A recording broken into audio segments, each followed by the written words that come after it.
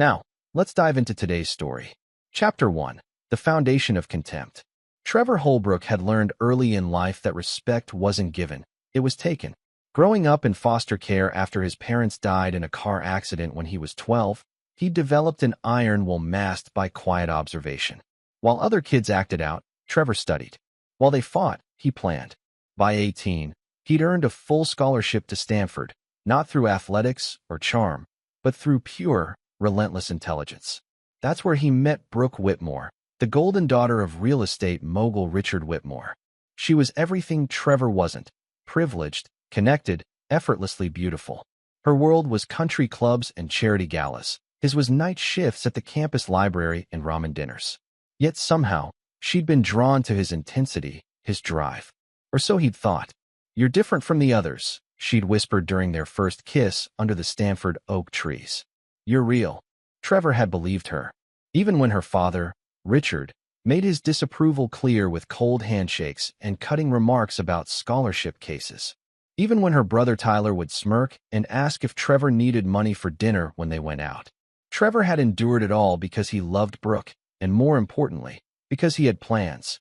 The Whitmore family owned Whitmore Properties, a mid-tier real estate development company that had built half the suburbs in their Connecticut hometown of Millfield. They were comfortable, respected, but not truly wealthy. Not like the families they desperately tried to emulate. Trevor saw their insecurities masked as arrogance, their fear disguised as superiority. After graduation, Trevor had started small, a consulting firm helping tech startups navigate real estate acquisitions. He'd worked 18-hour days, building relationships, accumulating knowledge, and most importantly, accumulating leverage. Meanwhile, Brooke had accepted a token position at her father's company, more interested in planning their wedding than building a career. The wedding had been a Whitmore production, expensive, ostentatious, designed to show the world their status. Trevor had paid for half of it with his first major consulting fee, but Richard had made sure everyone knew the Whitmores were generous enough to cover the other half for their future son-in-law. That was 8 years ago.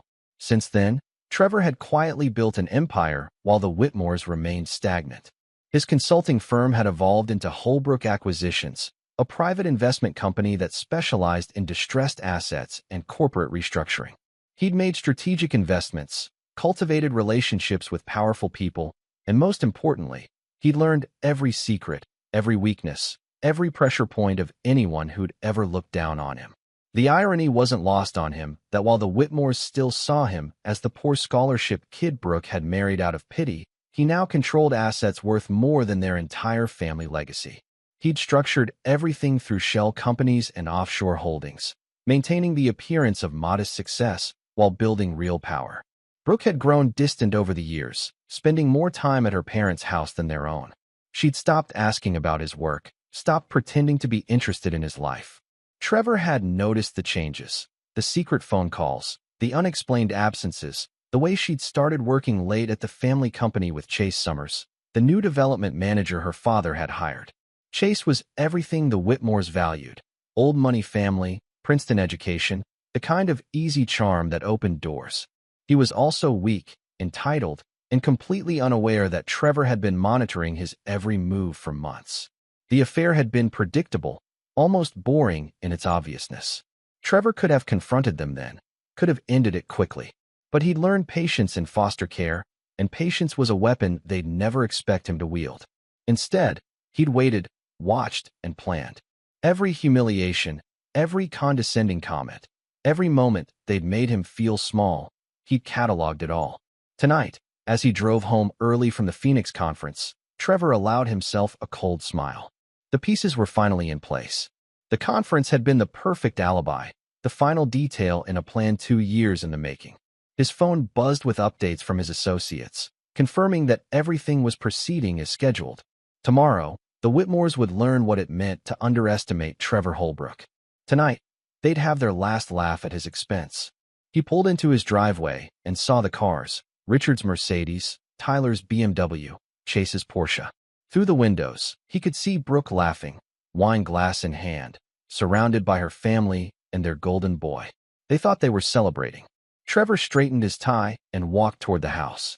The performance was about to begin. Chapter 2. The breaking point.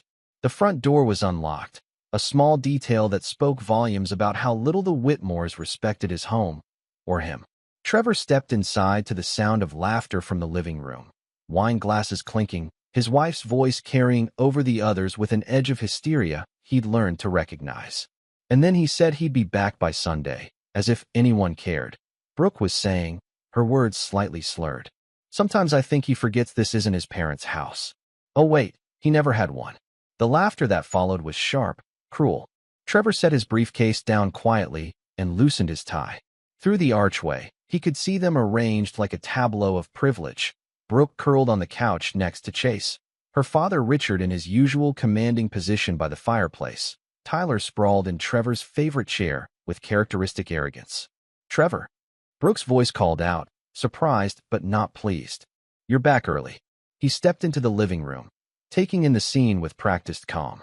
Empty wine bottles on his coffee table, Chase's hand resting possessively on Brooke's knee, Tyler's feet up on his ottoman. They'd made themselves at home, as they always did.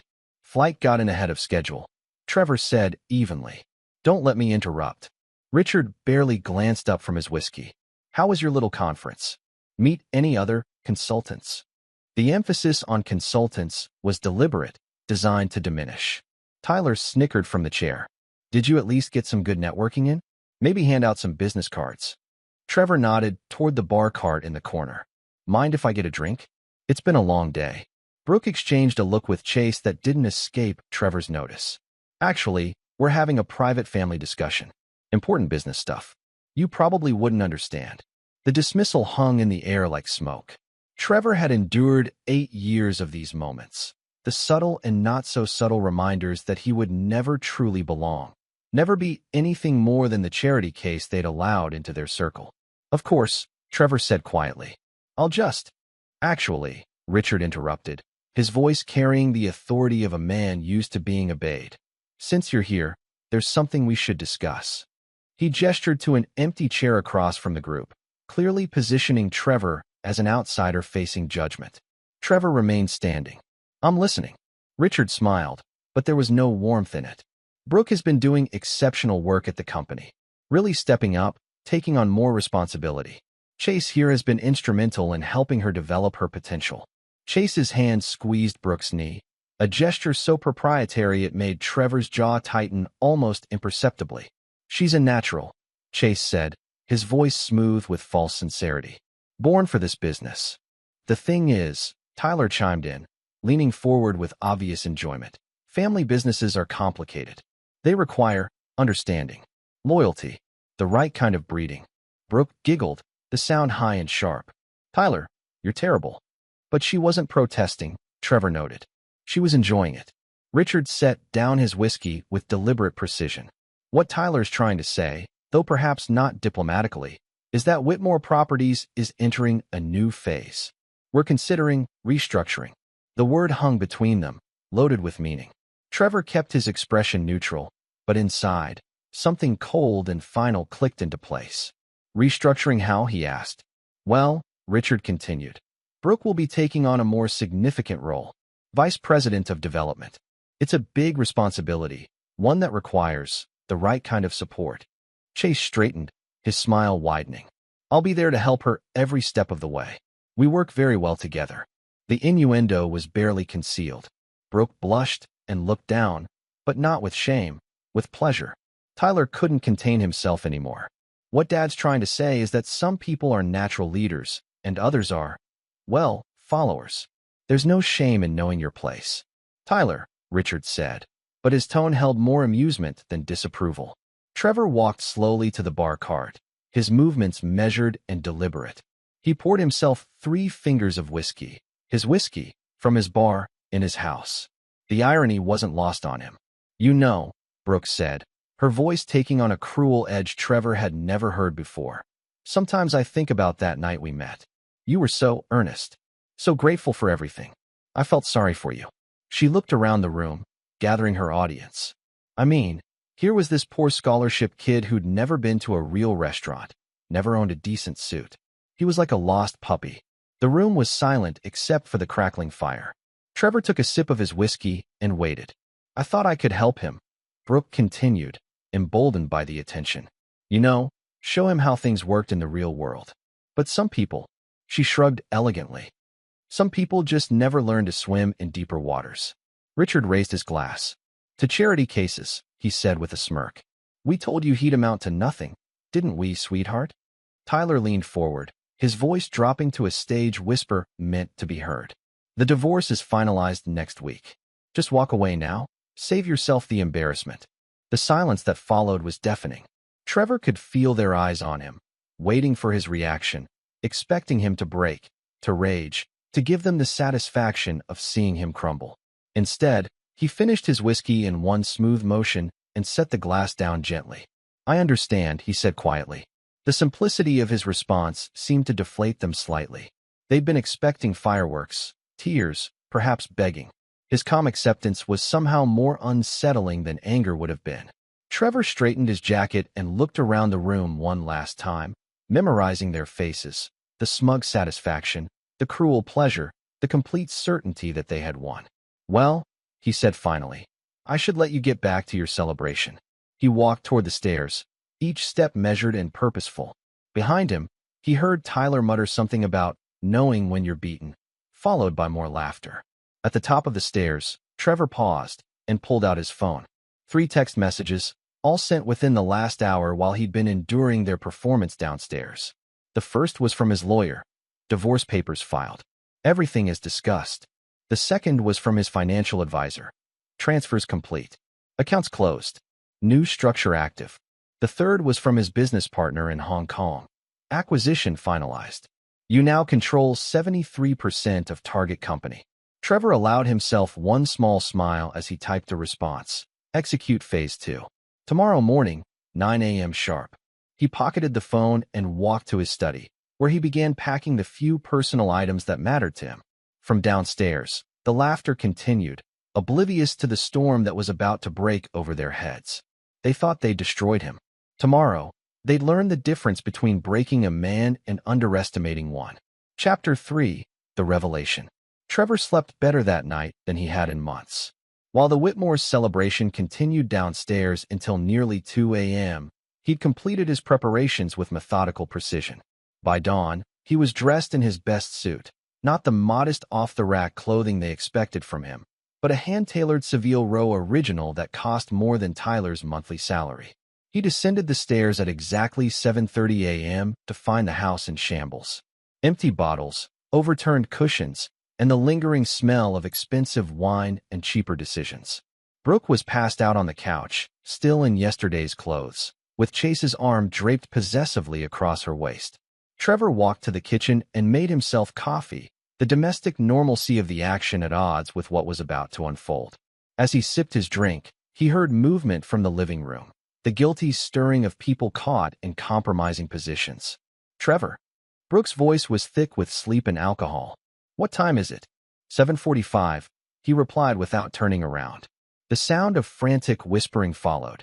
Chase and Brooke trying to decide how to handle their obvious situation. Trevor found their panic amusing. After tonight, it wouldn't matter what they did or didn't explain. His phone buzzed with the first update of the day, morning trades executed. Short positions established. Media contacts confirmed. At exactly 8 a.m., Trevor's phone rang. He answered it on speakerphone, loudly enough for the voices from the living room to carry. Mr. Holbrook? This is Jennifer Walsh from Walsh & Associates.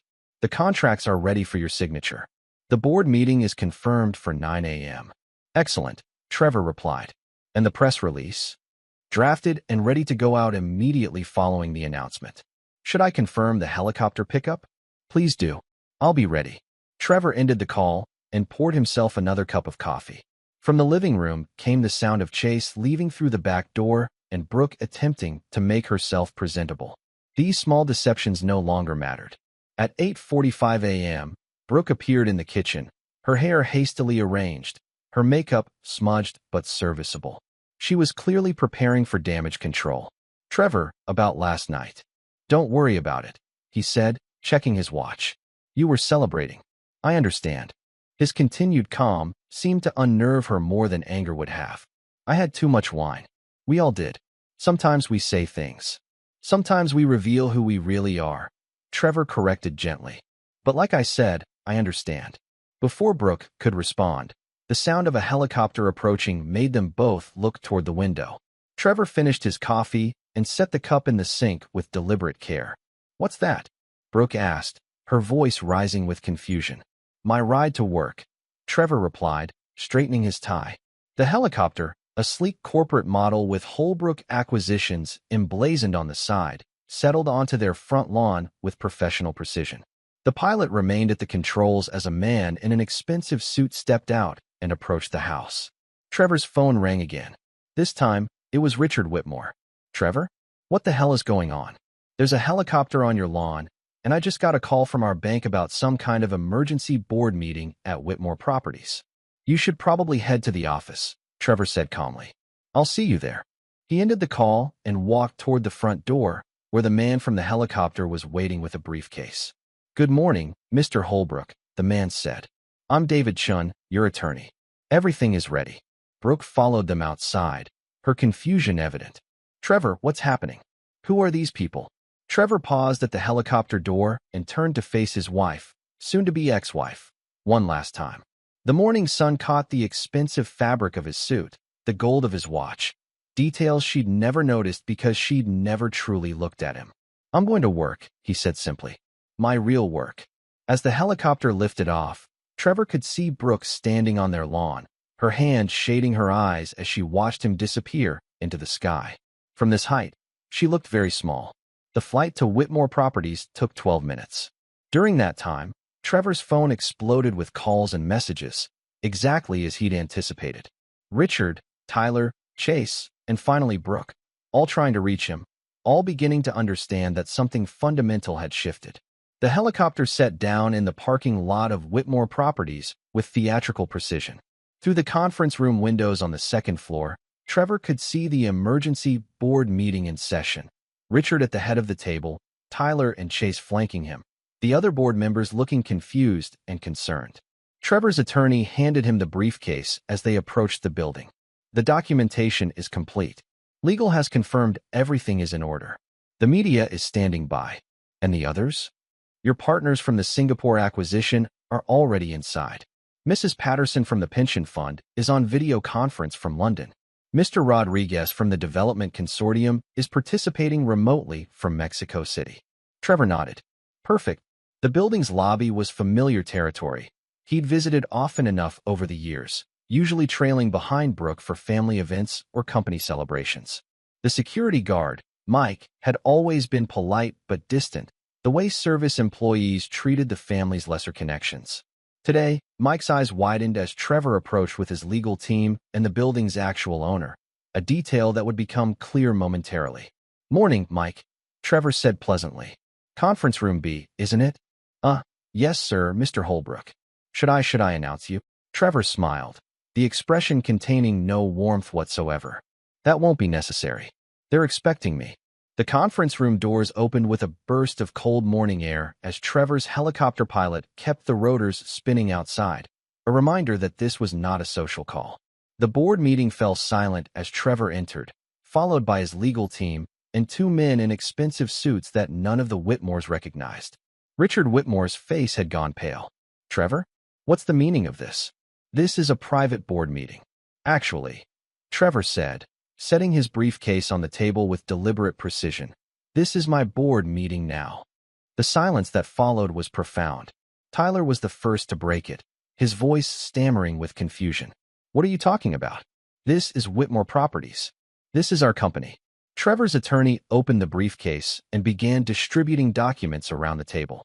As of 6 a.m. this morning, Holbrook Acquisitions, through a consortium of international partners, has acquired controlling interest in Whitmore Properties. 68%, to be precise. Chase leaned forward, his charm replaced by desperation. "That's impossible. This is a private company. The shares aren't for sale." "They weren't," Trevor agreed. "Until this morning, when the primary lenders called in their loans. Apparently, Whitmore Properties has been operating on credit for the last 18 months, secured against assets that were overvalued." Richard's hands were shaking as he reached for the documents. "This can't be legal.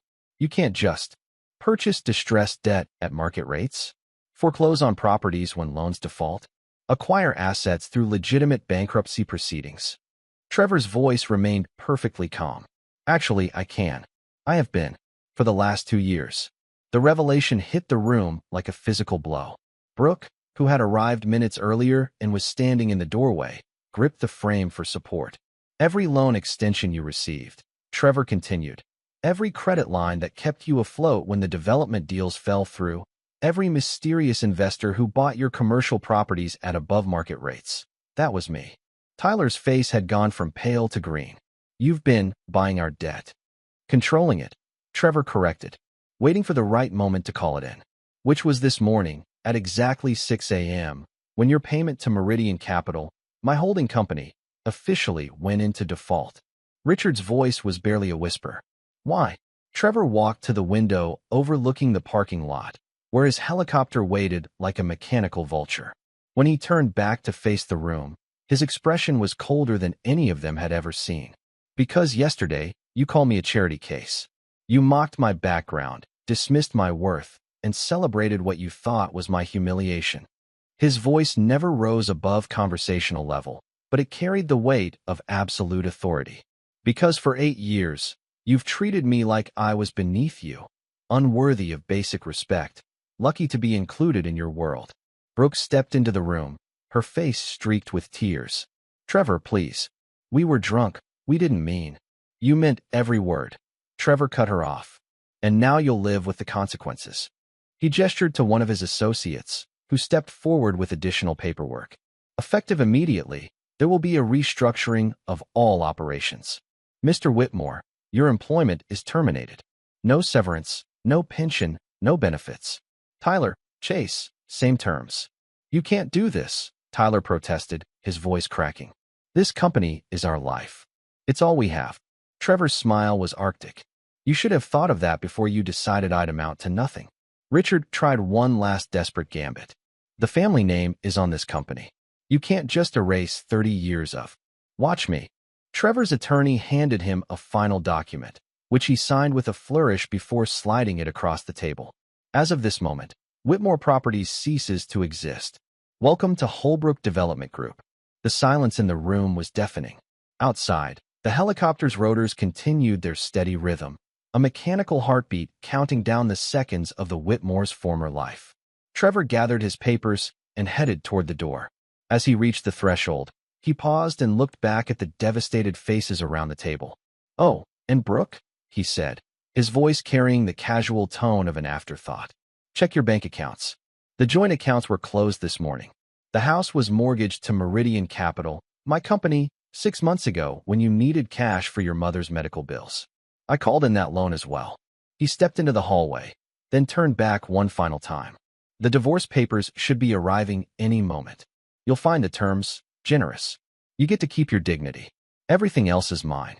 As Trevor walked toward the elevator, his phone buzzed with a text message that made him smile for the first time in years. Phase 3 ready for implementation. Awaiting your signal. The elevator doors closed on the sound of Brooke's sobbing and Richard's furious shouting. Trevor adjusted his tie and checked his reflection in the polished steel. Today was just the beginning. Chapter 4. The Unraveling. The news broke at exactly 10:30 a.m., simultaneous across multiple platforms. The headline was simple and devastating. Local real estate dynasty collapses as hidden corporate takeover revealed. By noon, it was trending on social media with a subheading that made Trevor's cold smile return. Scholarship kid emerges as business mogul, destroys family that humiliated him. Trevor watched the coverage from his corporate office, a penthouse suite in downtown Hartford that none of the Whitmores had known existed. The space was sleek, modern, and spoke of the kind of wealth that didn't need to announce itself. Floor-to-ceiling windows offered a commanding view of the city, including the much smaller Whitmore Properties building in the distance. His assistant, Patricia, knocked and entered with a tablet full of updates. The media response is exceeding projections. We've had calls from the Wall Street Journal, Forbes, and 3 different networks requesting interviews. Decline them all, Trevor said without looking away from the window. Let the story tell itself. And the legal challenges? Richard Whitmore's attorney called 6 times this morning. Trevor's expression didn't change. Mr. Whitmore is welcome to challenge any of the acquisitions in court. He'll find that every transaction was meticulously documented and completely legal. He'll also find that litigation is expensive, and he no longer has the resources to sustain a prolonged legal battle. Patricia consulted her notes. There's also the matter of the charity foundation. The Whitmore Family Foundation is technically a separate entity, but they've been using company resources to fund it. Now that the company assets are under our control, dissolve it, Trevor said simply. All charitable commitments made by the foundation will be honored through a new entity under Holbrook Development. But the Whitmore name will be removed from every plaque, every building, every scholarship fund they've ever supported. It was a surgical strike at their legacy, and Trevor knew it would hurt Richard more than any financial loss. The Whitmore name had been their pathway to social standing, their claim to importance in Millfield society. Without it, they would fade into the anonymity they'd always feared. His phone buzzed with an encrypted message from his private investigator. Chase Summers' background complete. Very interesting. Sending full report. Trevor had hired the investigator months ago, not to find evidence of the affair that had been obvious, but to understand exactly who Chase was and what vulnerabilities he might have. The man had seemed too perfect, too conveniently charming. In Trevor's experience, people who appeared flawless usually had the most to hide. The report arrived minutes later, and Trevor's eyebrows raised as he read. Chase Summers wasn't quite who he claimed to be. His Princeton education was real, but his old money family background was largely fabricated. His father had been a mid-level insurance salesman who died in debt when Chase was 22. The family estate he'd mentioned was actually a rental property his grandmother had used for summer vacations. More interesting was Chase's employment history. He'd been quietly asked to leave his previous position at a Boston development firm after inappropriate conduct with a client's wife. The incident had been hushed up to avoid scandal, but the pattern was clear. Chase Summers was a professional predator who targeted wealthy, unhappy women and used them to advance his career. Trevor forwarded the report to his attorney with a simple note. Ensure this information reaches the appropriate parties. The intercom buzzed. Mr. Holbrook? Mrs. Holbrook is in the lobby. She's asking to see you. Trevor checked his watch. 2:15 p.m. Brooke had made good time, considering she'd probably spent the morning dealing with frozen bank accounts, foreclosure notices, and the reality of her new circumstances. Send her up, he said. While he waited, Trevor reviewed the afternoon's reports. The Whitmore family's financial situation was even worse than he'd anticipated. They'd been living beyond their means for years, using company credit to maintain their lifestyle. The house, his and Brooke's former home, was mortgaged to the hilt. Richard's Mercedes and Tyler's BMW were both leased through company accounts that no longer existed. Even their country club memberships had been paid for with corporate funds. They'd built their entire identity on borrowed money and borrowed time. Trevor had simply called in the debt. The elevator chimed, and Brooke walked into his office. She'd changed clothes since the morning, trading her casual wear for a black dress that emphasized her still impressive figure. Her makeup was perfect, her hair arranged with professional precision. She was dressed for negotiation, for seduction, for whatever it might take to undo what had been done. Trevor didn't offer her a seat. Impressive, Brooke said, looking around the office. When exactly were you planning to mention that you were secretly a millionaire? Billionaire, Trevor corrected quietly. And I wasn't keeping it secret. You simply never asked. She laughed, but there was an edge of hysteria to it. Never asked? Trevor, we were married. How exactly was I supposed to know you were running some kind of corporate empire? You could have paid attention, he replied. You could have shown interest in my work, my life, my goals. Instead, you decided I was boring and beneath your notice. Brooke moved closer to his desk, her voice taking on the pleading tone she'd used during their relationship whenever she wanted something. Trevor, please. We can work this out. Last night was a mistake. We were all drunk, and you revealed who you really are, Trevor finished. Just like you did when you decided to have an affair with Chase. Just like you did every time you let your family treat me like hired help in my own home. Her composure cracked slightly. You know about Chase? I've known for months. I know he's been stealing from the company to pay for his gambling debts. I know he's been using company resources to fund a lifestyle he can't afford. I know he's done this before, with other women, at other companies. Brooke's face went pale. That's not. He loves me. We're going to be together. Trevor's expression remained neutral. You should probably discuss that with him. He left for Boston this morning, right after the board meeting. One-way ticket. He cleaned out his apartment last night while you were passed out on my couch. The words hit her like physical blows. She gripped the edge of his desk for support, her carefully constructed composure finally beginning to crumble. He's not. He wouldn't just leave. Check your phone, Trevor suggested.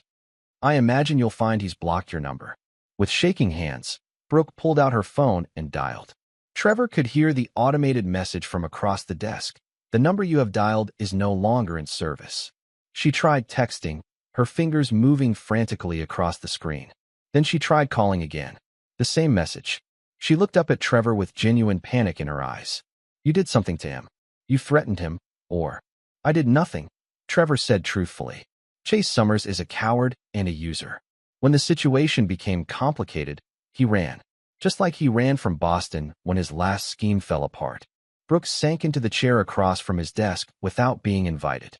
For the first time since Trevor had known her, she looked vulnerable, genuinely afraid. Trevor, please. I made mistakes. Terrible mistakes. But we can fix this. We can go to counseling. We can. No, he said simply. We can't. I'll sell my jewelry, my car. I'll get a job. I'll do whatever it takes to. Your jewelry was purchased with funds from joint accounts that I controlled. Legally, it's community property subject to asset division. Your car was leased through the company. As of this morning, you don't own anything except the clothes you're wearing. The finality of his words seemed to break something inside her. Tears began flowing freely, ruining her carefully applied makeup. I don't understand, she whispered. When did you become so cold? Trevor stood and walked to the window, looking out at the city spread below him. I became this the day you stopped seeing me as a person and started seeing me as a burden. I became this when your family made me understand that love and respect aren't the same thing. I became this when I realized that being kind was seen as being weak. He turned back to face her, his expression as unmovable as granite. 8 years, Brooke. 8 years of being treated like a second-class citizen in my own marriage. 8 years of watching you choose your family's approval over our relationship. 8 years of being tolerated rather than loved. That's not true, she protested. I did love you. You loved the idea of being charitable. You loved having a project, someone to fix, someone to elevate. You never loved me. The truth of his words hung between them like a death sentence. Brooke's sobs grew heavier, her breathing ragged. What happens to us now? She asked through her tears. Trevor returned to his desk and pulled out a manila folder, sliding it across to her. Divorce papers. Very generous terms. You get the house in Millfield. It's small, but it's mortgage-free. You get a settlement of $50,000. You get your freedom. Brooke opened the folder with trembling hands. $50,000? Trevor, that's nothing. The house in Millfield is tiny. It's where your grandmother lived. It's where my grandmother lived after she lost everything in the Depression and had to sell the family farm. Trevor corrected. It's where she taught me that survival isn't about what you have. It's about what you're willing to do to keep going. You'll learn. This is revenge, she said, her voice breaking. This is cruel and vindictive, and this is justice. Trevor cut her off. This is what happens when you mistake kindness for weakness. This is what happens when you forget that the person you're stepping on might not stay down forever. He pressed a button on his desk, and the elevator doors opened. 2 security guards stood waiting. Brooke, you have until 5 p.m. to remove your personal belongings from the house. Anything left behind becomes property of the estate. She stood on shaking legs, clutching the divorce papers to her chest like a life preserver. Trevor, please. Don't do this. Don't become someone you'll regret being. For just a moment, Trevor's expression softened almost imperceptibly. I won't regret anything. I learned a long time ago that regret is a luxury I can't afford. As the security guards escorted her to the elevator, Brooke turned back one last time. What about forgiveness? What about mercy? Trevor's smile returned, cold and final. You should have thought about that before you introduced me as the poor scholarship kid you married out of pity. The elevator doors closed on her tear-streaked face. Trevor returned to his desk and pressed the intercom button. Patricia, contact the media liaison. I want a press conference scheduled for tomorrow morning. It's time to tell my side of the story. Outside his window, storm clouds were gathering over Millfield. Trevor watched them approach with satisfaction. The tempest was just beginning. Chapter 5. The Media Blitz. Trevor's press conference was scheduled for 9 a.m. at the Millfield Country Club, a venue chosen for maximum psychological impact. The same place where he'd been reminded countless times that he didn't belong was now hosting his moment of triumph. The irony was delicious. He arrived in the helicopter, a theatrical touch that sent the message clearly. This wasn't the same man who'd been dismissed and humiliated just 3 days ago. As he stepped onto the manicured lawn where he'd once felt so out of place, Trevor allowed himself a moment of satisfaction. The media turnout exceeded expectations. Local news stations, regional papers, and several national business publications had sent representatives. The story had legs. The classic American tale of revenge served cold, with the added spice of corporate intrigue and family drama. Trevor approached the podium with measured confidence. He'd chosen his outfit carefully, an impeccably tailored charcoal suit that whispered wealth without shouting it, a watch that cost more than most people's cars, and the kind of quiet accessories that those in the know would recognize as markers of true power. "Ladies and gentlemen," he began, his voice carrying easily across the gathered crowd. 3 days ago, my wife introduced me to her family as the poor scholarship kid she married out of pity. Today, I'm here to set the record straight. The opening line sent a ripple of interest through the assembled reporters. This wasn't going to be a standard corporate announcement.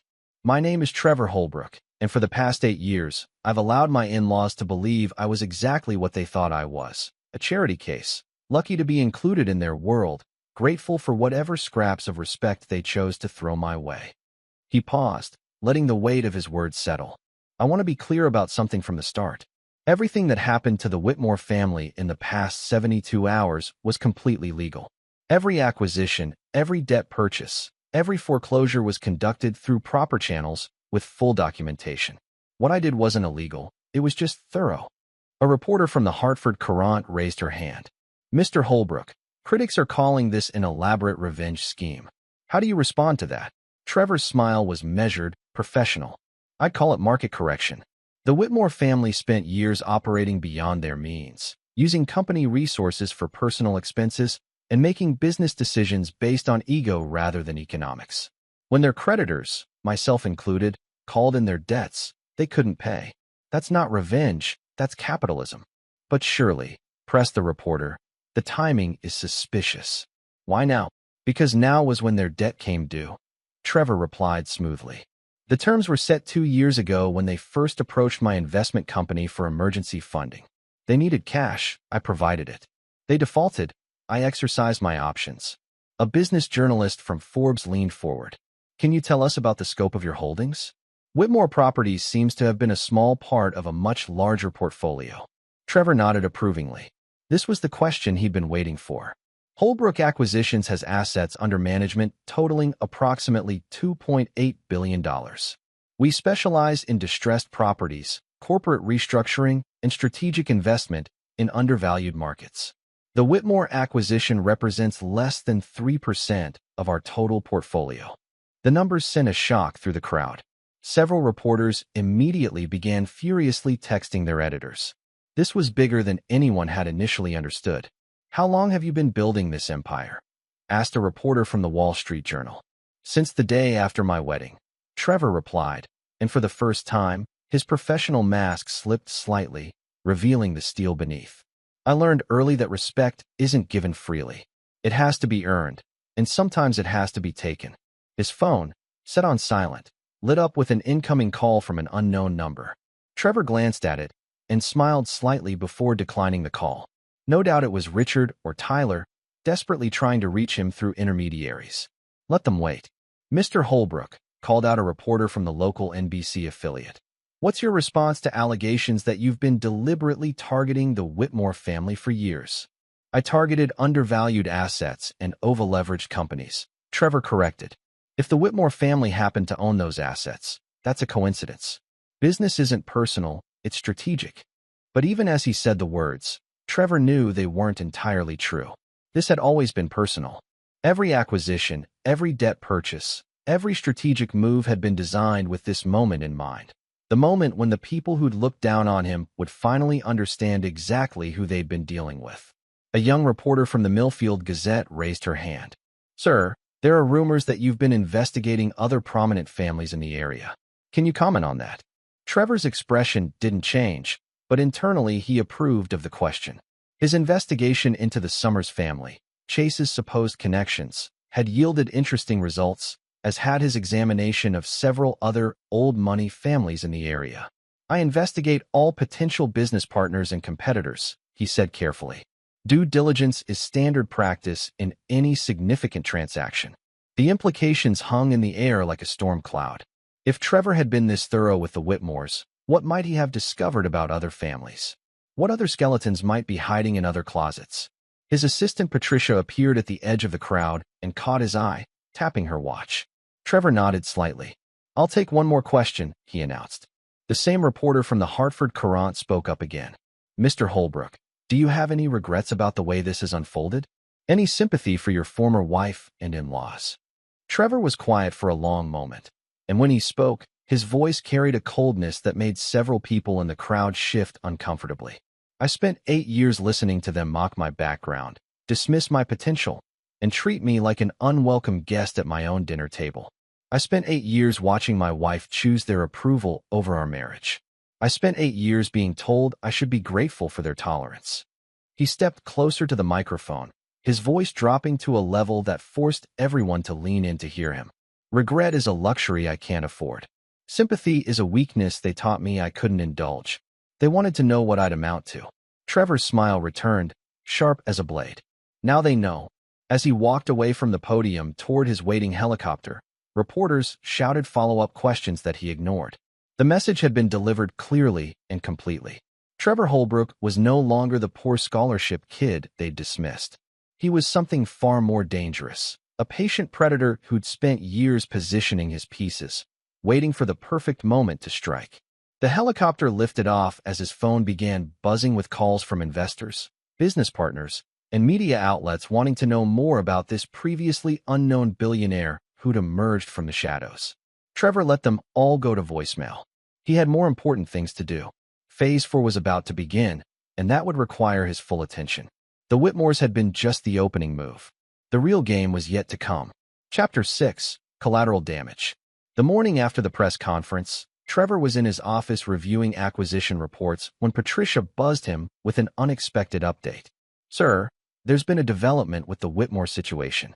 Richard Whitmore is in the hospital. Trevor looked up from his papers, his expression neutral. What happened? Heart attack, apparently. He was found unconscious in his car outside the country club at 6 a.m. this morning. He's stable, but the doctors are calling it stress-induced. Trevor was quiet for a moment. He'd anticipated anger, desperation, even legal challenges. He hadn't specifically planned for medical emergencies, though given Richard's age and lifestyle, it wasn't entirely surprising. And the family? Tyler and Brooke are at the hospital. The mother flew in from Florida this morning. Patricia consulted her tablet.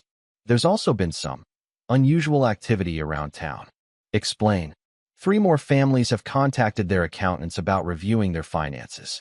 The Summers family, apparently related to Chase Summers, has quietly listed their estate for sale. And the mayor's office called asking about your intentions regarding the Riverside Development Project. Trevor's smile was slight, but satisfied. Fear was spreading through Millfield's elite circles like a contagion. If he could dismantle the Whitmores so thoroughly, what might he do to others? The uncertainty was almost as effective as direct action. Any word from Chase himself? Still radio silent. Our Boston contact confirms he's in the city, but he's avoiding all calls. Apparently, he's told several people he's considering moving to Europe. The coward's escape route, Trevor thought. Typical. His intercom buzzed again. Sir, Tyler Whitmore is here to see you. He says it's about his father. This was unexpected. Tyler had always been the most arrogant of the Whitmores, the one most convinced of his own superiority. For him to come here, hat in hand, suggested desperation beyond what Trevor had anticipated. Send him up, Trevor said. Tyler looked like he'd aged 5 years in 3 days. His usually perfect hair was disheveled, his expensive clothes wrinkled, and there was a desperate edge to his movements that spoke of a man watching his world collapse in real time. Trevor, he began the moment he stepped off the elevator. We need to talk. Do we? Trevor remained behind his desk, not offering a seat. I thought we'd covered everything at the board meeting. Tyler moved closer, his hands clasped in front of him like a supplicant. My father is in the hospital. The doctors say the stress could have killed him. This has gone far enough. Your father's health issues aren't my responsibility, Trevor replied coolly. If he can't handle the stress of business, perhaps he shouldn't have been running a company. God damn it, Trevor. Tyler's composure cracked. This isn't business. This is personal, and you know it. You've destroyed my family over some hurt feelings about a dinner party. Trevor's expression hardened. Hurt feelings? Is that what you think this is about? He stood and walked to the window, his back to Tyler. When he spoke again, his voice was quiet but carried the weight of years of accumulated anger. Do you remember my first Christmas with your family? I was 23, fresh out of college, trying to fit in with Brooke's world. I brought a bottle of wine, the best I could afford on my salary. Your father looked at the label and said, "How thoughtful. The help must have recommended this." Tyler shifted uncomfortably but said nothing. Do you remember Brooke's birthday party 2 years ago? I'd just closed a major deal, made more money in 6 months than your father made all year. When I mentioned it, you said, "Good for you, Trevor. It's nice when charity cases get lucky." Trevor turned back to face Tyler, his eyes cold as winter. 8 years of that, Tyler. 8 years of being treated like I was beneath you, unworthy of basic respect. 8 years of watching my wife choose your approval over our marriage. We were wrong, Tyler said quickly. I admit it. We were arrogant and cruel, and we treated you badly. But this is destroying innocent people. Innocent. Trevor's laugh was sharp. Your family has been living on borrowed money for years, using company funds for personal expenses, making business decisions based on ego rather than economics. You call that innocent? Tyler's face flushed. So we made mistakes. Every family business has problems. That doesn't mean we deserve to lose everything. No, Trevor agreed. You deserve to lose everything because you're small, petty people who mistake cruelty for strength. The financial irregularities were just the mechanism. Trevor returned to his desk and pulled out a file. Would you like to know what your family really cost me, Tyler? Not in money. I have more than enough of that. In self-respect. In the ability to trust people I loved. In 8 years of my life spent trying to earn approval from people who were never going to give it. He opened the file and spread several photographs across the desk. These are from the private investigator I hired 6 months ago. Pictures of your sister and Chase in hotel rooms, restaurant parking lots, your family's lake house. I could have ended this quietly, privately. I could have confronted Brooke, demanded marriage counseling, fought to save what we had. Tyler looked at the pictures and paled. Trevor, I didn't know. But I didn't do that, Trevor continued, because I finally understood something. Your family doesn't respect honesty or forgiveness or second chances. You only respect power. So I decided to speak to you in the only language you understand. Tyler was quiet for a long moment, studying the photographs. When he looked up, there was something different in his expression, not the arrogance Trevor was used to, but something closer to genuine fear. What do you want? Tyler asked finally. Money? An apology? What will it take to end this? Trevor's smile was sharp. I want you to understand something, Tyler. This isn't ending. This is just beginning. He pulled out another folder, this one much thicker. While I was investigating your sister's affair, I found some interesting things about your family's business practices. The Riverside Development Project, for instance. Did you know that the environmental impact studies were falsified? That your family's company has been dumping construction waste in protected wetlands for the past 3 years. Tyler's face went white. That's not. We would never. Oh, but you would. And you did. I have photographs, soil samples, documentation showing that Whitmore Properties has been cutting costs by illegally disposing of toxic materials. Trevor's voice remained conversational, almost friendly. I also have evidence of building code violations, tax evasion, and bribery of local inspectors. The silence in the room was deafening. Tyler gripped the edge of the desk, his knuckles white. I could have reported all of this to the authorities months ago, Trevor continued. Federal environmental crimes, tax fraud, corruption charges. Your family would be looking at decades in prison. But I didn't do that either. Why not? Tyler's voice was barely a whisper. Because prison would be too easy. Prison would make you martyrs, victims of an unfair system. Instead, I decided to let you destroy yourselves slowly, publicly, with the whole town watching.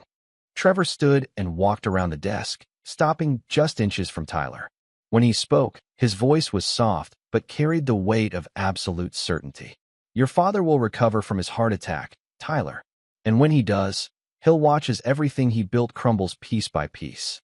Your family will become a cautionary tale, a reminder of what happens when you mistake arrogance for strength. Tyler backed toward the elevator, his face pale with terror. You're insane. This isn't justice, it's sadism. This is what you created, Trevor corrected. You taught me that kindness is weakness, that respect has to be taken, that family loyalty means nothing compared to social status. I'm simply applying the lessons you taught me. As Tyler reached the elevator, Trevor called out one final time. Oh, and Tyler? The environmental crimes evidence goes to the FBI tomorrow morning. I thought you should know. The elevator doors closed on Tyler's horrified expression. Trevor returned to his desk and made a note in his calendar. Phase 5, federal investigation begins. His phone buzzed with a text from Patricia. Mrs. Holbrook requesting emergency meeting. Says it's about the children. Trevor frowned.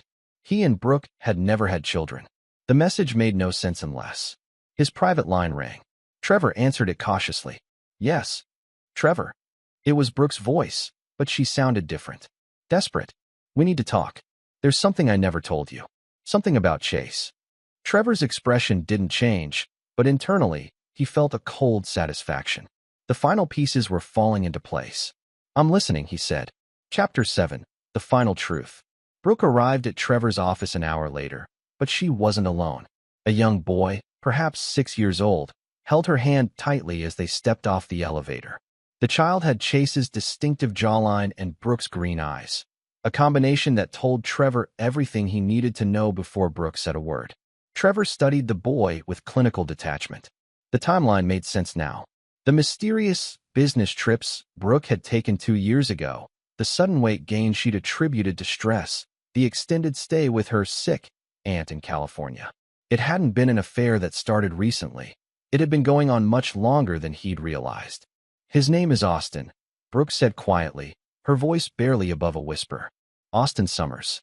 The boy looked up at Trevor with curious eyes, apparently unaware of the magnitude of the moment unfolding around him. Trevor noted that Brooke had given the child Chase's surname, not his own. Even in this, she'd chosen her lover over her husband. Where has he been living? Trevor asked, his voice carefully neutral. With my aunt in San Diego. She's been helping me, helping us manage the situation. Brooke's composure was hanging by a thread. Chase wanted me to put him up for adoption. He said a child would complicate things, make it harder for us to be together openly. Trevor's expression didn't change, but internally he felt a familiar cold rage building. Chase had abandoned not just his lover, but his own child. The man was even more worthless than Trevor had initially believed. And now Chase is gone, and my aunt is sick. She can't care for Austin anymore. Brooke looked directly at Trevor for the first time since entering the office. I know I have no right to ask you for anything. I know I destroyed our marriage, destroyed your trust, destroyed everything we had. But Austin is innocent in all this. The boy wandered over to Trevor's desk, fascinated by the expensive fountain pen lying there. Trevor watched him with careful attention, noting the intelligence in the child's eyes, the way he moved with quiet confidence. Austin, Brooke called softly. Come here, sweetheart. But the boy was examining Trevor's computer with the focused attention only children could manage. Are you my mommy's friend? He asked Trevor directly. Trevor looked down at the child, seeing Chase's features, but also something else. A spark of curiosity that reminded him of himself at that age. I used to be, he said quietly. She cries a lot, Austin said matter-of-factly. She says my daddy went away and isn't coming back. The simple statement hit the room like a physical blow. Brooke's tears started again, but she tried to hide them from her son. Trevor continued to study the boy, weighing options and consequences with the cold calculation that had served him so well in business. What exactly are you asking me to do? Trevor asked Brooke. I don't know, she admitted. I don't have anywhere else to go. No money, no family support now that you've destroyed the company. I'm 29 years old with a 6-year-old son and no skills except planning charity events for rich people. You could get a job. Doing what? Who's going to hire Richard Whitmore's daughter after what's happened? The story is all over the news. Everyone knows what my family did to you, what I did to you. Her voice broke. I'm unemployable. Trevor was quiet for several minutes, thinking. Austin had found a paperweight on his desk, a crystal pyramid that threw rainbow patterns across the wall when tilted toward the light. The boy was completely absorbed in the play of colors, oblivious to the adult drama surrounding him. There's a condition, Trevor said finally. Brooke looked up sharply. What kind of condition? Chase signs over all parental rights. Permanently. No contact, no visitation, no financial responsibility. Austin becomes legally mine to protect or place as I see fit. The words hung in the air like a sword. Brooke's face went pale. You want to adopt him? I want to ensure he's protected from the kind of man who abandons his own child when things become inconvenient. Trevor's voice was ice cold. Chase Summers is a coward and a user. I won't have him surfacing in 5 years demanding visitation rights or trying to use Austin as leverage. And if Chase agrees? Trevor walked to the window, looking out at the city below. Then Austin gets a trust fund that will ensure he never wants for anything. He gets the best education money can buy. He gets a stable home with someone who understands what it means to be abandoned by the people who should protect you. And me? Trevor turned back to face her. You get a choice. You can take the divorce settlement I offered, the house, the money, your freedom. You can start over somewhere else, build a new life, make your own way in the world. Austin will know where you are, and when he's old enough, he can decide for himself whether he wants a relationship with you. Brooke's tears were flowing freely now. You're asking me to give up my son. I'm asking you to put his needs before your own for the first time in his life, Trevor corrected. I'm asking you to think about what's best for him instead of what's convenient for you. The boy looked up from the paperweight, apparently sensing the tension in the room. Mommy, why are you sad? Brooke knelt down and pulled Austin into a hug, her body shaking with suppressed sobs. Trevor watched the interaction with careful attention, noting the genuine love between mother and child, but also the fear and desperation that colored every moment. Austin, sweetheart, Brooke said through her tears, how would you like to live in a big house with lots of books and toys? The boy pulled back to look at her face. Would you live there too? Brooke glanced at Trevor, who remained stone-faced. Not right away, baby, but I would visit sometimes. And you'd have someone very smart and strong to take care of you. Austin looked over at Trevor with the serious expression children wore when making important decisions. Would you read me stories? Trevor felt something shift inside his chest, an emotion he'd thought he'd buried years ago. Every night, he heard himself say, and would you teach me to fly in the helicopter? Despite everything, Trevor almost smiled. When you're older, Austin nodded gravely, as if this settled all the important details. Okay, but I want to keep my bear. You can keep whatever you want, Trevor assured him. Brooke was openly sobbing now, but she managed to nod. Okay, yes. If Chase agrees to sign the papers, if you promise to take care of him, if you promise he'll know I love him. He'll know, Trevor said quietly. As if summoned by the agreement, Trevor's phone rang. The caller ID showed a Boston number he didn't recognize. Excuse me, he said, stepping into his private office to take the call. Trevor. It was Chase's voice, strained and desperate. We need to talk. Do we? Look, I know you're angry about Brooke, but this has gone far enough. You've made your point. You've destroyed her family. You've humiliated everyone involved. What more do you want? Trevor's smile was sharp enough to cut glass. I want you to come back to Millfield Chase. We have some papers to sign. Papers? Parental rights, custody agreements, that sort of thing. There's a child involved that you seem to have forgotten about. The silence on the other end of the line stretched for nearly 30 seconds. When Chase spoke again, his voice was barely a whisper. How did you? I know everything, Chase. I've always known everything. The question is whether you're going to do the right thing for once in your worthless life, or whether I'm going to have to make that decision for you. What are you talking about? Trevor's voice dropped to the tone he used in boardrooms when crushing competitors. I'm talking about the federal investigation into environmental crimes at Whitmore Properties. I'm talking about your signature on documents authorizing illegal waste disposal. I'm talking about 20 years in federal prison for conspiracy and environmental terrorism. Another long silence. I never signed anything like that. Are you sure? Because I have documents that say otherwise. Amazing what modern technology can do with signature samples and document production. It was a bluff, But Trevor delivered it with such conviction that Chase's panicked breathing was audible through the phone. "You're lying." "Am I? Would you like to bet your freedom on that assumption?" Chase was quiet for a long moment. When he spoke again, his voice was defeated. "What do you want?" "I want you on a plane to Hartford tonight. I want you in my office tomorrow morning at 9 a.m. with a signed renunciation of all parental rights to Austin Summers. I want you to disappear from both their lives permanently. And if I do that, then you get to keep your freedom and start fresh somewhere else. Europe, maybe. I hear the weather's nice. And if I don't?" Trevor's smile was predatory. "Then you find out exactly how creative I can be when people disappoint me." The line went dead. Trevor returned to the main office, where Brooke was still holding Austin, whispering promises and apologies into his hair. "Chase will be here tomorrow morning," Trevor announced.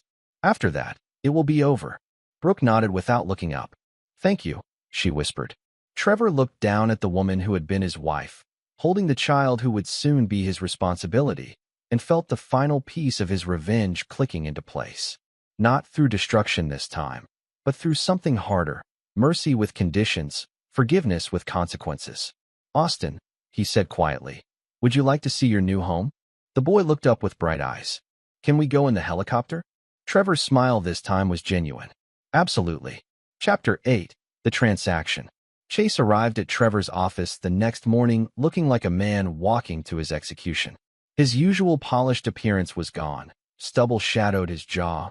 His expensive suit was wrinkled, and there was a hollow desperation in his eyes that spoke of a sleepless night spent contemplating his limited options. Trevor was waiting in the conference room with his legal team, the custody documents spread across the mahogany table like a formal surrender.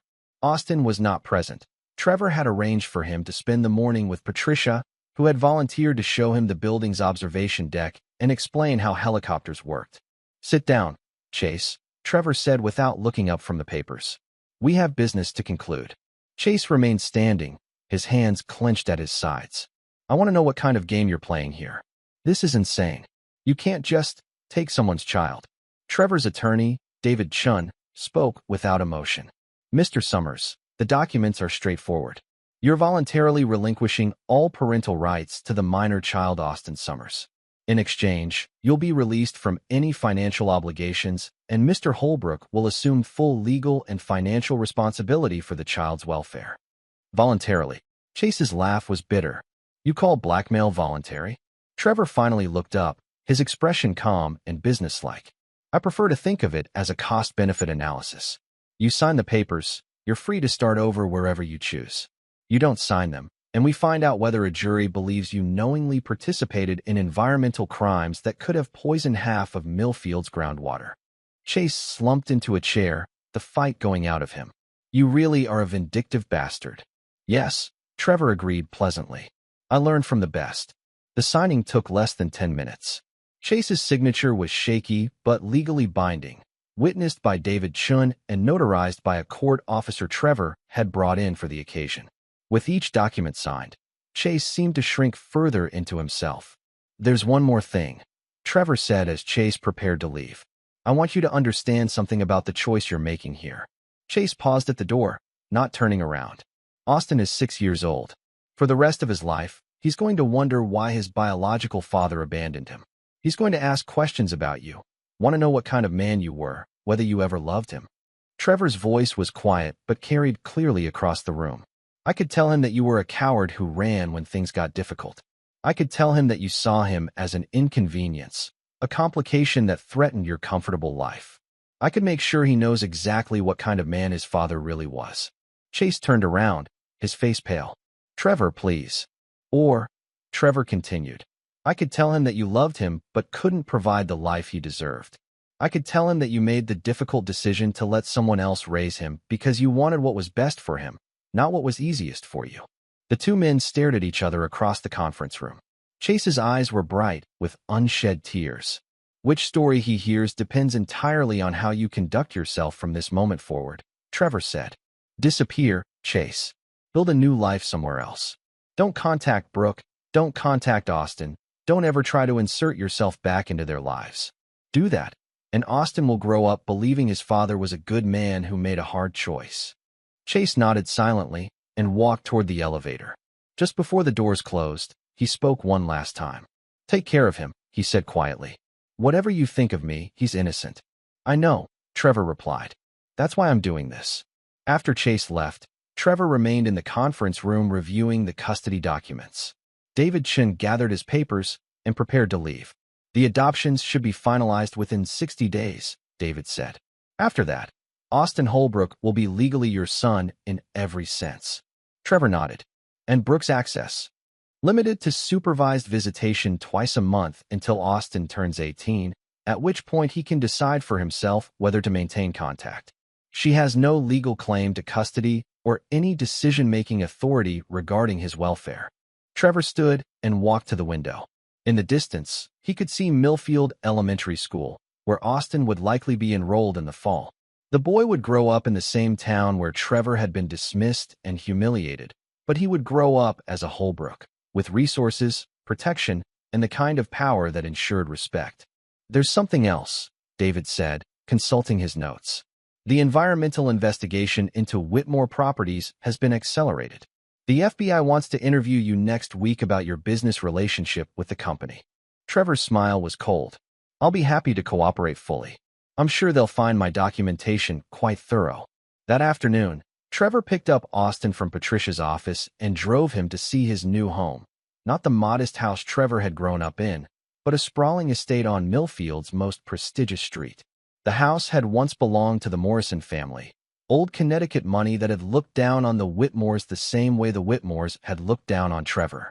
Austin explored the house with the wide-eyed wonder of a child discovering a palace.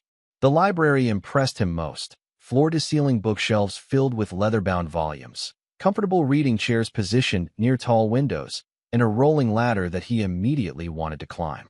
"Will you really read me stories every night?" Austin asked, running his small hands along the spines of the books.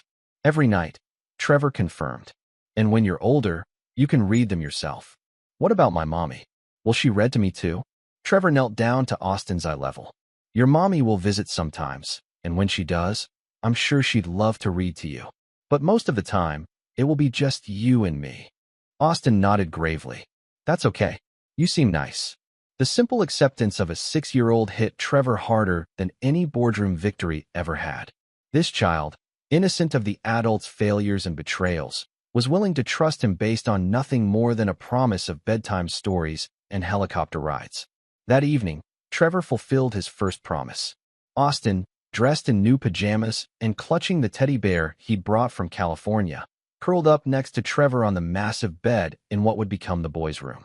Trevor read from a collection of classic children's stories, his voice gentle and patient as Austin asked questions about each character and plot development. "Trevor," Austin said as his eyes grew heavy, "are you going to be my new daddy?" Trevor was quiet for a moment, considering the weight of the question. "Would you like that?" "I think so. My old daddy went away, and that made Mommy very sad. But you don't seem like you would go away." "I won't go away," Trevor promised. "Not ever." As Austin drifted off to sleep, Trevor remained sitting beside the bed, watching the child's peaceful breathing and contemplating the strange turn his revenge had taken. He'd set out to destroy the people who had humiliated him, and in many ways he'd succeeded. The Whitmore family was ruined, their company destroyed, their social standing obliterated. But somehow, in the process of taking everything from them, he'd gained something he'd never expected: a son who would carry his name and inherit his empire, but who might also inherit the capacity for mercy that Trevor had thought he'd lost forever. His phone buzzed with a text from Brooke. "Thank you for keeping your promise. I know Austin will be safe with you." Trevor looked down at the sleeping child and typed back, "He'll be more than safe. He'll be loved." It was the first completely honest thing he'd said to Brooke in months. Chapter 9. The New Order. 6 months later, Trevor stood in the same country club ballroom where he'd been humiliated, but this time as the guest of honor. The Millfield Community Foundation was presenting him with their Philanthropist of the Year award, recognizing his contributions to education, environmental cleanup, and child welfare services. The irony was exquisite. The same people who had treated him as an outsider now competed for his attention, his approval, his investment in their projects. Money, as he'd always known, had a way of transforming perspective. Austin sat at the head table beside him, impeccably dressed in a miniature tuxedo and charming the room with his 6-year-old observations about the evening's entertainment. In the past months, the boy had blossomed under Trevor's care, confident, articulate, and displaying an intelligence that reminded Trevor of himself at that age. "Daddy," Austin whispered during the appetizer course, "why is that man staring at us?"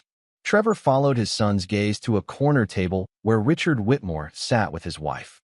The man had aged dramatically since his heart attack, thinner, grayer, and carrying himself with the defeated posture of someone who'd lost everything that mattered to him. He'd been watching Trevor and Austin with a mixture of hatred and something that might have been regret. "Some people have trouble accepting change," Trevor told Austin quietly. "They get stuck thinking about the past instead of focusing on the future. Is that why Mommy moved away?" Brooke had taken the settlement and relocated to Portland, Oregon, where she'd enrolled in nursing school and was slowly building a new life. She called Austin twice a week and visited once a month, but the dynamic had fundamentally shifted. Austin was Trevor's son now, legally and emotionally, and Brooke had become something closer to a distant relative than a parent. "Your mother needed to figure out who she wanted to be," Trevor explained. "Sometimes adults have to start over, just like kids do when they go to a new school." Austin nodded seriously. At 6, he was remarkably adaptable, taking life's changes with the resilience of youth. He'd started first grade at Millfield Academy, the private school where he was already showing signs of academic excellence. His teachers reported that he was reading at a 4th grade level and had a particular aptitude for mathematics and logical reasoning. The evening's program began with remarks from Mayor Davidson, a man who'd once ignored Trevor completely but now sought his counsel on every major municipal project. The environmental cleanup of the former Whitmore development site had been completed under Trevor's supervision, turning the poisoned wasteland into a nature preserve dedicated to Austin's name. When Trevor was called to the podium to accept his award, the applause was thunderous. He looked out over the crowd, seeing faces that had once dismissed him now regarding him with carefully cultivated respect. Some of them, he knew, still harbored resentment. Others had genuinely come to appreciate his contributions to the community. The distinction no longer mattered to him. "Thank you for this honor," Trevor began, his voice carrying easily across the silent ballroom. "When I first came to Millfield, I was young and naive enough to believe that respect was something that would be given freely if I just worked hard enough, contributed enough, proved myself worthy enough." He paused, letting his gaze sweep across the room.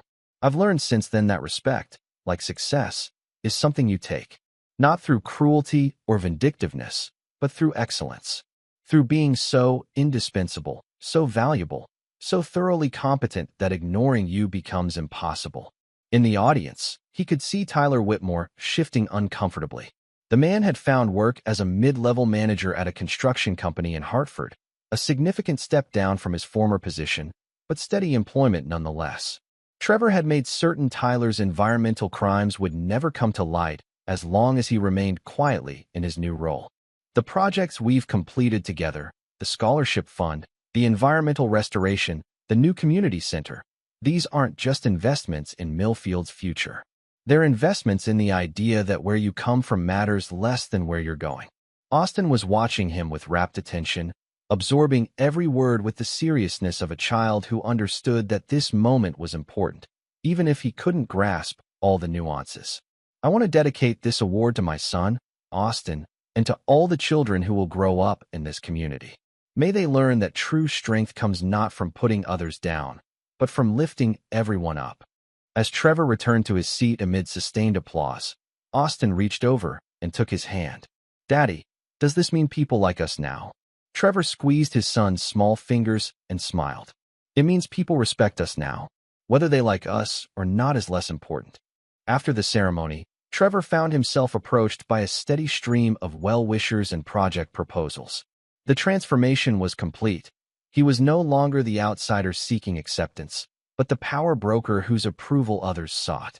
Near the end of the evening, an unexpected visitor approached their table. Mrs. Patricia Morrison, the elderly widow whose family had once owned Trevor's current home, walked slowly across the ballroom with the aid of an elegant walking stick. "Mr. Holbrook," she said, her voice carrying the authority of old age and older money, "I wanted to congratulate you on your award." Trevor stood respectfully. Mrs. Morrison, thank you for coming. She looked down at Austin with the sharp eyes of someone who'd seen 8 decades of social change. And this must be your son. He has good manners. Austin stood and offered a small bow. Thank you, ma'am.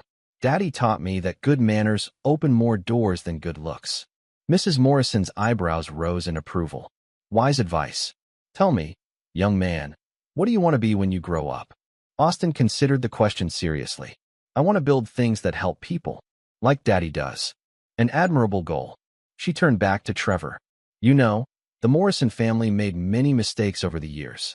We thought our name and our history entitled us to automatic respect. It took losing almost everything to understand that respect must be earned anew by each generation.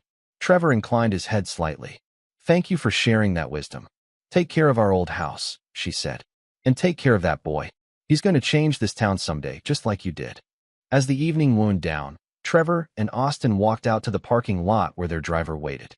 The boy had fallen asleep in Trevor's arms during the final speeches, exhausted by the late hour, but clutching his small bow tie like a trophy. Looking back at the country club, Trevor reflected on the journey that had brought him to this moment. The Whitmores were gone. Richard working as a consultant for a small firm in New Haven, Tyler managing construction projects in Hartford, Brooke building a new life in Oregon. Chase had disappeared entirely, last reported living in Barcelona under an assumed name. The revenge he'd planned had been complete, but it had evolved into something more complex and ultimately more satisfying. He destroyed his enemies not through simple cruelty, but through the systematic application of consequences. He'd taken their power, their wealth, their social standing, and redistributed it all to serve his own vision of justice.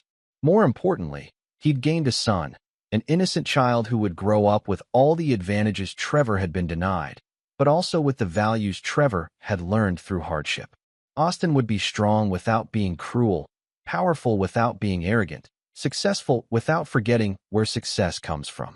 As they drove through the quiet streets of Millfield toward home, Trevor made a silent promise to the sleeping child in his arms. Austin would never know the humiliation of being dismissed or overlooked. He would never have to claw his way to respect or fight for recognition. But he would also never forget that with great power comes the responsibility to use it wisely. The scholarship kid who'd been married out of pity was gone forever. In his place was Trevor Holbrook, patriarch of a new dynasty, protector of his son's future, and architect of his own justice. The last laugh, it turned out, was worth waiting for. The Holbrook legacy was just beginning. Epilogue.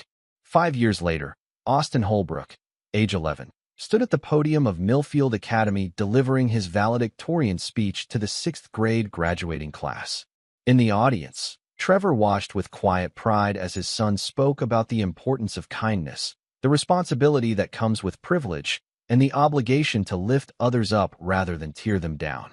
My father taught me, Austin said, his young voice carrying clearly across the assembly hall, that where you start doesn't matter as much as where you finish. But how you treat people along the way matters most of all. Trevor smiled, knowing that the lessons he'd learned through pain and humiliation had been transformed into wisdom that would guide his son toward a better kind of strength, the kind that builds rather than destroys, that protects rather than punishes. The Whitmore name was nearly forgotten in Millfield now, a cautionary tale told in whispers about the dangers of arrogance and cruelty. But the Holbrook name would endure, carried forward by a boy who would grow up understanding that true power serves a purpose greater than revenge. As Austin concluded his speech to thunderous applause, Trevor knew that his greatest victory wasn't the destruction of his enemies. It was the creation of something better to take their place. The last laugh, indeed, belonged to him. But more importantly, the future belonged to Austin.